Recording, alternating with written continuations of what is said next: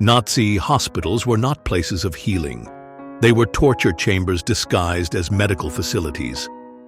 Behind the white coats and sterile walls, prisoners became unwilling test subjects in barbaric experiments, their suffering masked as science. What happened inside shattered every boundary of human morality. Watch until the end, because the final truth at the end will leave you questioning how such evil was ever allowed to exist. Cologne, Germany, November 14, 1942. A pharmacist's assistant at Apotheke Schiller measured morphine into bottles on a cold, frosty morning. Her hands were steady, her face serene. But in the hidden folds of her apron lay a slip of forged paper that could save a man's life or end hers. Elise Koenig knew the danger. She also knew that the Gestapo's gaze had begun to linger on her too often. Born in 1915 to a schoolteacher and a Lutheran pastor, Elise's life had been meant for quiet, respectability work, perhaps marriage, perhaps children. But the Nazi rise to power drew invisible borders around her existence. As a pharmacist's assistant by 1939, a profession vital to the Reich, she had access to controlled substances like morphine and sedatives, and critically official forms for medical exemptions from deportation or military service. Through a friend, she connected with the underground. Soon, her penmanship and knowledge of drug inventories became weapons. She issued false health certificates to Jews, disguised sedatives as vitamin tonics for prisoners, and recorded phantom deliveries to cover stolen medical supplies bound for safe houses. Precision was her disguise. She appeared to be the perfect worker, punctual, polite, and deferential. But each forged signature and missing vial tightened the noose. In February 1943, a shipment of barbiturates meant for field hospitals arrived short by 24 ampules. An inventory officer assumed a clerical error. Elise knew better, that they had been hidden in sacks of flour delivered to a bakery sheltering a Jewish family. Weeks later, the Gestapo raided the bakery. The family was gone, vanished into Belgium, but among the papers left behind was a prescription form bearing Elise's handwriting. It was still dark when they came for her. The sound of boots on the stairwell, a hammering on the door, her landlord's trembling voice. She was dragged from her bed, hair uncombed, nightdress hidden only by a wool shawl. At the Gestapo headquarters on Appelhofplatz, she was pushed into a whitewashed interrogation room lit by a single lamp. Behind the desk sat a man in a grey SS uniform with a surgeon's calm. His name, she would learn, was Dr. Ernst Mühlhauser, a medical officer assigned to special interrogations. The room smelled faintly of disinfectant and iron. On a tray lay instruments that belonged in a surgical theatre: syringes, clamps, steel probes.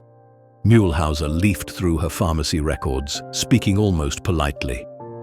"You have an unusual talent for accuracy, Fräulein Koenig. That makes it easy to see when something is missing." She denied wrongdoing. He nodded, unsurprised. Two orderlies entered, lifting her from the chair, carrying her down a corridor, and strapping her to a narrow metal table under harsh lights. The so-called tests measured pain tolerance, drug effects, and induced fevers. Morphine was given in cruelly insufficient doses before incisions. Pain blurred into hours, then days. Sometimes she was left in the cold room, teeth chattering, only to be jolted awake by ammonia under her nose. Through it all, Mühlhauser spoke not as a healer, but as an executioner, reciting doctrine about the body's duty to the state. His hands were precise. His voice never rose. For Elise, the agony was matched by the knowledge that other prisoners from Poland, France, and even Cologne suffered worse in nearby rooms. She heard them sometimes, muffled sobs, the clink of restraints, the scrape of a stretcher. Sleep became fevered hallucination, the smell of morphine, the snap of gloves, the ache of opened veins. She recited psalms, not from faith, but to keep her mind from collapsing into the same blank submission she saw in others.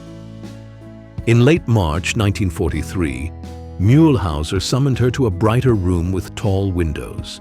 He told her the Reich had no interest in destroying useful citizens, if she cooperated. Her skills could serve in clinical documentation at a facility outside Dachau. She knew this meant recording the details of human experiments before the victims were discarded. She asked for water. When he handed her the glass, she met his eyes and said, "I would rather die than write your lies." That night, she was returned to her cell. The next morning, she was loaded into a covered truck with other prisoners. Elise König's fate remains unknown. Some believe she was sent to Ravensbrück for sulfonamide experiments, while others suggest she was executed near Cologne. What is certain is that the Gestapo erased her from official records, but the underground remembered her as the pharmacist who bled for the truth. In 1961, a witness at the Frankfurt Auschwitz trials spoke of a German woman in a medical facility who refused to falsify patient logs. She had calm eyes, even in pain, the witness said. And she told me not to believe their science. It was murder dressed as healing. Today, a small brass stolperstein, a stumbling stone, lies outside the site of Apotheker Schiller in Cologne. It bears her name, her birth year, and a single word in capital letters: Widerstand Resistance. But while her name was being quietly stamped into metal in the broken heart of Warsaw, another life was already marked for the Reich's table. Warsaw, Poland, August 5th, 1943. The city lay in the thick heat of summer, but its streets carried the silence of an open grave. The ghetto had been emptied months earlier, yet the smell of ash and sickness still clung to the air. In a half-collapsed building near Nowolipki Street, Karl Hartmann pressed his ear to the cracked plaster wall, listening for the footsteps of the patrols. His hair was matted with dust, his skin pale from months without sunlight.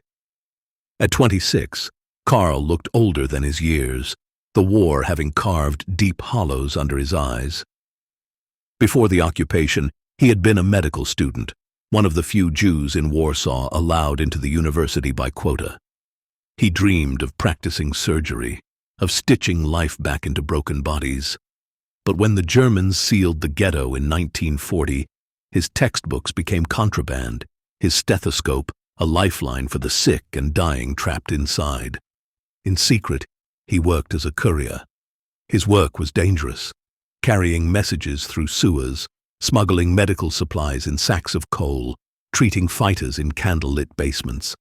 The Germans called such men saboteurs. Karl called it survival. The uprising in April 1943 had burned the ghetto to rubble. Those who weren't killed were deported. Karl had escaped the fire, but his luck ended 3 months later.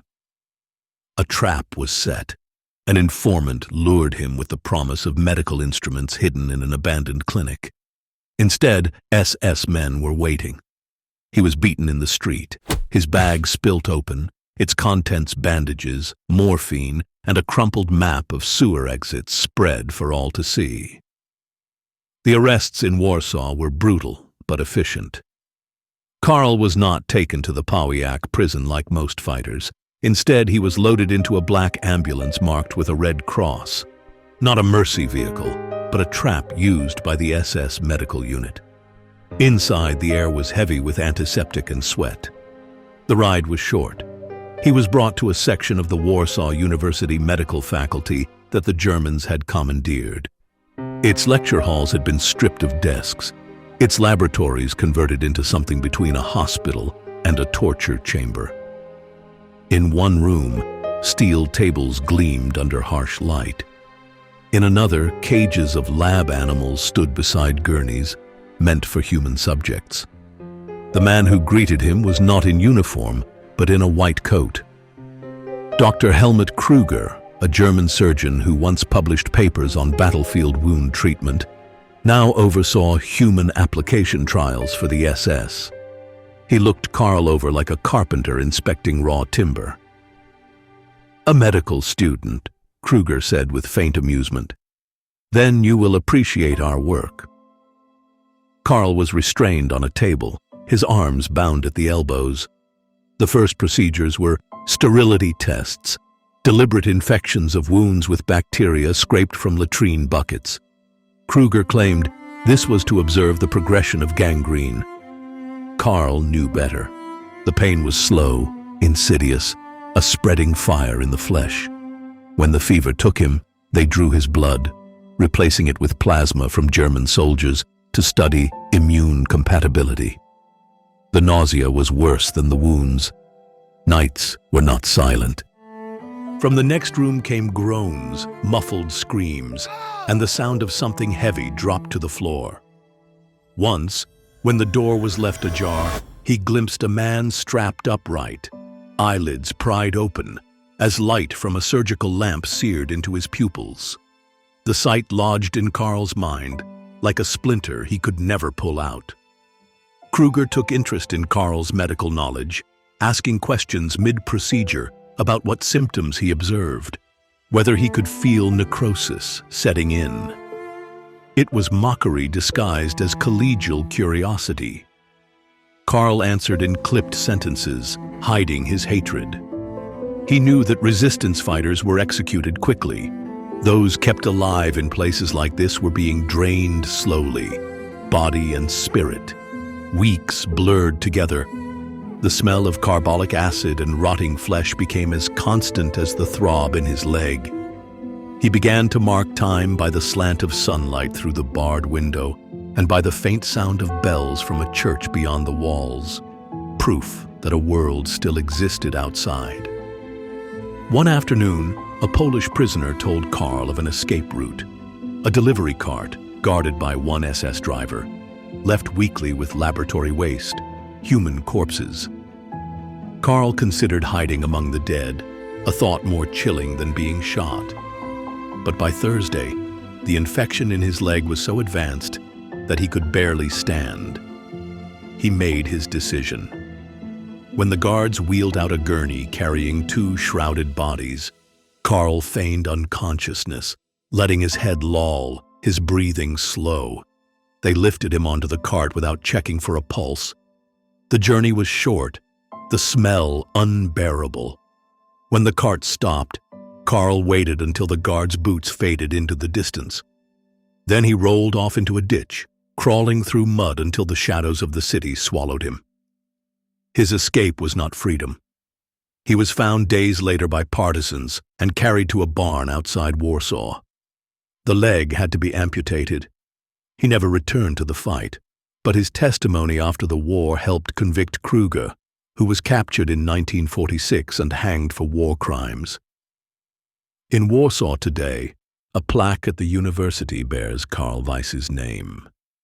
Students pass it on their way to lectures, most unaware that in those very rooms, a young man once endured and survived the Reich's science of pain.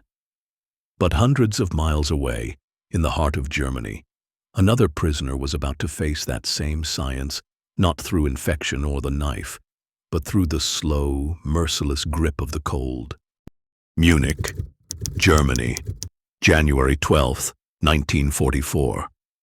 Snow fell in soft layers over the rooftops, muting the sound of the city. But inside the basement of a former municipal building, the air was thick with the hum of generators and the rattle of steel doors. Marek Lewandowski stood against the wall, his wrists chained, the dark wool of his overcoat heavy with melted snow. At 45, he carried the look of a man worn down, not by age, but by the weight of years spent resisting a machine that seemed unstoppable.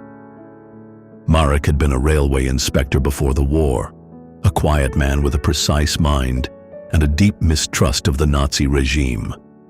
His job brought him to rail yards across Bavaria, and there he saw the truth hidden behind propaganda freight cars, sealed not with cargo, but with human beings. Jews, political prisoners, resistance fighters, He memorized train schedules, smuggled warnings to contacts in Austria, and sabotaged track switches to delay deportations. It was small work in the eyes of some, but every delay meant lives saved. His arrest came when an informant betrayed him. The Gestapo found marked maps in his apartment, showing alternate routes and hidden sidings used to slow transports to Dachau. He was brought to the Munich police headquarters, then transferred not to a prison, but to a special research wing operated under the authority of the SS. The man in charge was Dr. Victor Schneider, a physician whose work focused on cold resistance, the study of how long the human body could endure freezing temperatures. Officially, it was to aid Luftwaffe pilots shot down over the North Sea. In reality, it was a slow execution carried out in the name of science. Marek was forced to strip, his skin burning in the winter air. He was lowered into a tank filled with icy water, a thermometer strapped under his arm, electrodes taped to his chest to measure his heart rate. Guards stood nearby with clipboards, timing each shiver, each breath. When unconsciousness threatened to take him, they dragged him out and laid him on a cot under heat lamps, not to save him, but to watch how rewarming affected the body. These sessions repeated over days. Sometimes he was paired with another prisoner, their naked bodies pressed together under wet blankets. As Schneider observed, shared heat recovery. Marek spoke little, conserving what strength he could. But once when Schneider approached with a notepad, Marek looked up and said, "You could save pilots without killing us." Schneider ignored him, jotting numbers. Outside the lab, Marek heard screams of men enduring pressure chamber tests, women injected with pathogens, and the dull clang of gurneys wheeled to the morgue. He counted the hours not in minutes, but in the steady rhythm of his heartbeat, willing it to keep going. In February 1944, during a transport of experimental equipment to Dachau, Marek seized an opportunity. While unloading crates, he slipped behind a coal wagon, breaking his wrist in the fall but vanishing into the shadows. He made his way to the countryside, finding shelter in a farmhouse cellar until the war's end. When American troops liberated Dachau in April 1945, Marek volunteered to guide them through the cold experiment chambers, pointing out the instruments, the tanks, the logs of names. His testimony helped convict Schneider, who was later executed for crimes against humanity. Marek never returned to railway work. He lived quietly in Augsburg, seldom speaking of the war. But every January, on the coldest night of the year, he would walk alone to the riverbank, stand in the frost, and remember those whose shivering had never stopped. And as the years passed, one truth burned through the fog of history: that the Nazi medical labs had not been places of healing, but factories of calculated suffering. The men and women who resisted inside them, whether through smuggled papers, stolen medicines, or silent endurance, proved that even in the coldest depths of cruelty, the human spirit could not be broken into submission. Elise Koenig, Marek Lewandowski, and Karl Hartmann defied Nazi medical experiments, their resistance a testament to humanity even in the face of torture. Their almost lost stories highlight that resistance is measured by refusing to surrender one's humanity. Like and share these stories. Elise Koenig, Marek Lewandowski, Karl Hartmann must not be forgotten. And comment on how you would survive in these situations.